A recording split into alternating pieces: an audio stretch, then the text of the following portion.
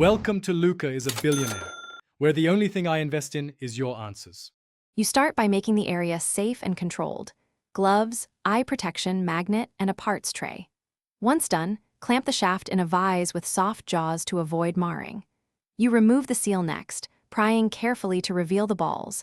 This exposes the inner components. Apply penetrating oil around the race and give light taps to shock the assembly loose. You do this because lubrication breaks surface tension and tapping converts static friction into motion, letting balls become accessible without forcing parts. Now you focus on controlled removal. Tilt the inner or outer race slightly so the balls can roll out one by one onto a magnet or soft wood block. Make sure to guide them. Uncontrolled scatter damages parts. If the race is stuck, use a punch at the race edge and give measured taps while rotating the assembly to evenly release tension. Once balls come free, collect them in labeled containers. You inspect each ball for pitting, flat spots, or size inconsistency to determine reuse or replacement. To finish, thoroughly clean races and cages with solvent, dry completely, and reapply the correct grease or oil.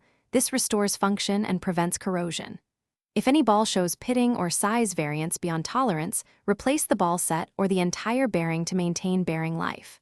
If removal stalled, try gentle heat on the outer race to expand it, or use a hydraulic press for a controlled extraction.